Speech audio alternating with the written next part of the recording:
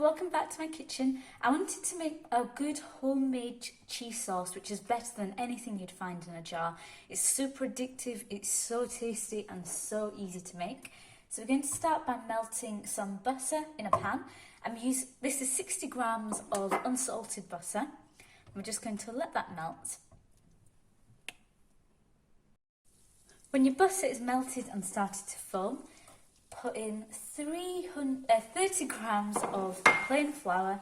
For any basic roux that I'm making like today, I always use the ratio of half the amount of flour to the amount of butter that I'm using. And we're just going to cook that flour off until this roux turns to a sort of nutty brown and it's really nicely cooked out. You get none of that raw flour taste in there. You want to keep a really close eye on your roux during this stage because it can cook really fast and very suddenly.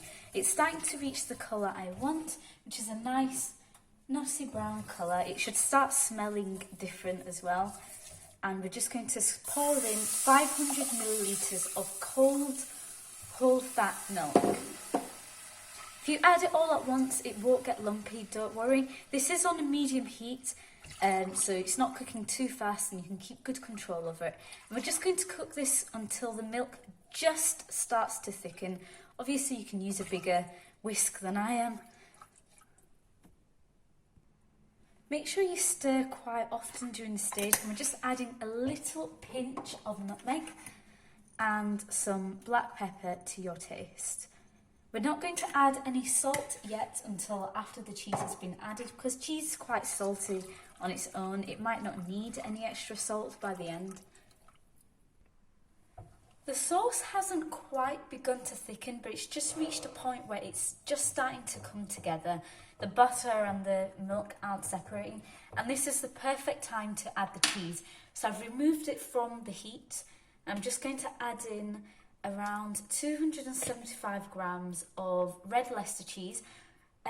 Sharp cheddar works just as well. If you prefer a slightly less cheesy sauce, you can go for around 200 grams of cheese, but I do prefer a good amount of cheese in there. And we're just going to slowly whisk that in. It'll melt just with the heat of that sauce alone, and it'll start to thicken pretty much instantly. And this sauce is so good, just dipped with little tortilla chips, fries, anything, just so long as you keep crab legs away from it, please. I'm sick of seeing that trend. Just let that cheese melt into there. And this is ready in less than 15 minutes. It's so quick and easy to make. The sauce is coming together really nicely. Just remember, you don't want to overheat the sauce when you've added the cheese because the cheese can start to become grainy and it doesn't give you a nice smooth texture anymore. And finally, all we're going to do is taste it for seasonings, make sure there's enough salt in there for your liking, and add a few drops of your favourite hot sauce. That could be sriracha, Frank's red hot sauce, I don't know, whatever your favourite is. I'm using green habanero sauce, which is one of my favourites to add. I feel like it just gives a really good amount of flavour and just the tiniest hint of spice, like just the tiniest little kick, just to make it a bit more interesting. And really, that's all there is to it. If the cheese hasn't quite melted by this point, you can put it on again over a very gentle heat just to finish melting it. And that's all. By this point, your cheese sauce should be nice and thick and cheesy.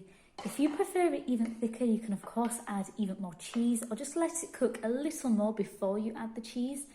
I like to finish it off with just a few shakes of paprika on the top, just to make it look nice, just give it a bit of extra oomph. And of course it will thicken more as it cools, but it's such an easy recipe, ready in 15 minutes. And that's all there is to it. I hope you enjoyed the recipe. If you did, please do leave a like, subscribe, click that notification bell. I'll hopefully post again soon. Thank you for watching.